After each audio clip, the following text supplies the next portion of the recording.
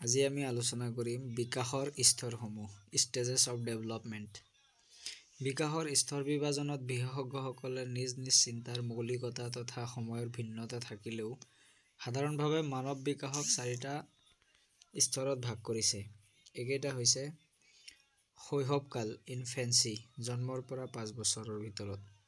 তাৰপিছত বাল্যকাল চাইল্ডহুড, 6 পৰা 12 বছৰ। 3 নম্বৰত কৈশোৰকাল এডলেচেন্স, 12 পৰা 18 বা 19 বছৰলৈ কেতিয়াবা দেখা যায়।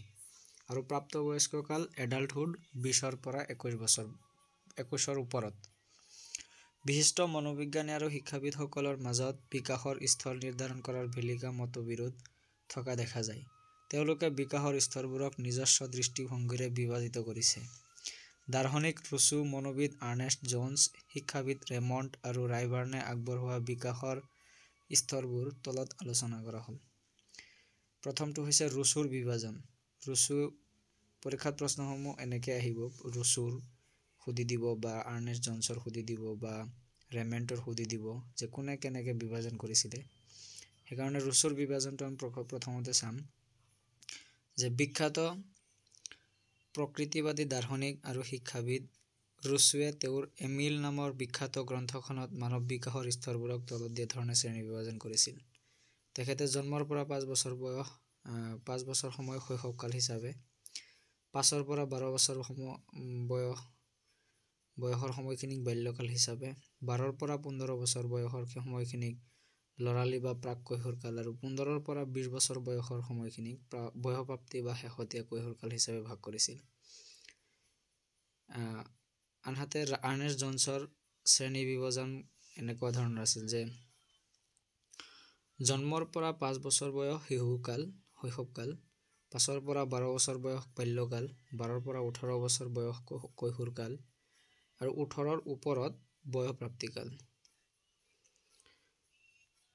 ঠিক একেদৰে ৰেমণ্ডৰ শ্ৰেণী বিভাজনটো আছিল 5 ভাগত ভগোৱা।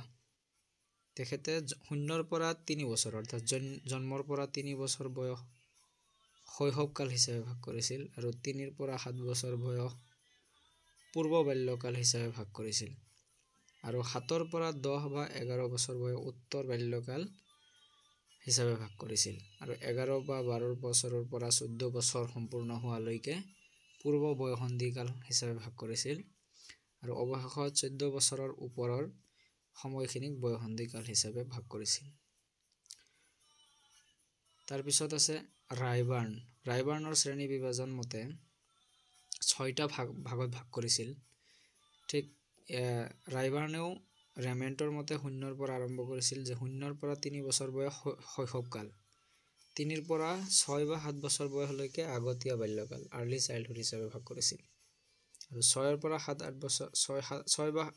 7 পৰা 8 বছৰ বয়সলৈ অৱস্থানৰ প্ৰাপ্তিকাল হিচাপে ভাগ কৰিছিল আৰু 8 পৰা 12 বছৰলৈ শেহতীয়া বাল্যকাল আৰু 12 পৰা 14 বছৰলৈ আগতীয়া কৈশোৰকাল আৰ্লি এডলচেন্স বুলি কৈছিলে আৰু 14 পৰা 18 বছৰ বয়সলৈ শেহতীয়া কৈশোৰকাল হিচাপে ভাগ কৰিছিল।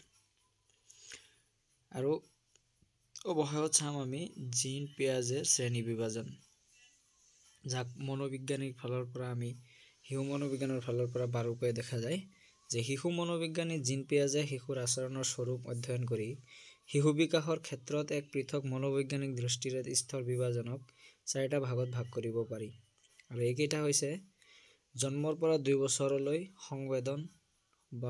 সংবেদন সঞ্চালন স্তৰ চেঞ্চৰি মটৰ ষ্টেজ, 0 to 2 জন্মৰ পিছৰে পৰা 2 বছৰ বয়সলৈ।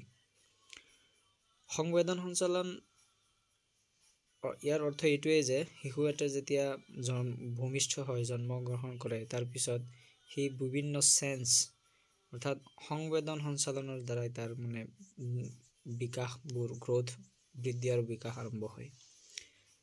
দ্বিতীয়তে কৈছিলে 2 বছৰৰ পৰা 6 বছৰলৈ প্ৰাক কাৰ্যকৰীকৰণৰ স্তৰ প্ৰি অপাৰেশ্যনেল ষ্টেজ আৰু তৃতীয়তে আছিল 6 পৰা 11 বা 12 বছৰলৈ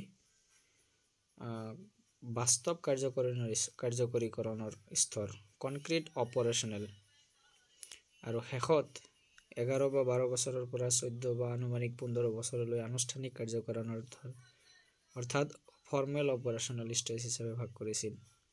তো জিন পেয়াজেৰ এই ষ্টেজকেইটা ইম্পৰ্টেণ্ট হয় শিশু মনোবিজ্ঞানৰ কাৰণে, শিশু মনোবিজ্ঞান বা শিক্ষা মনোবিজ্ঞান উভয়ৰে কাৰণে।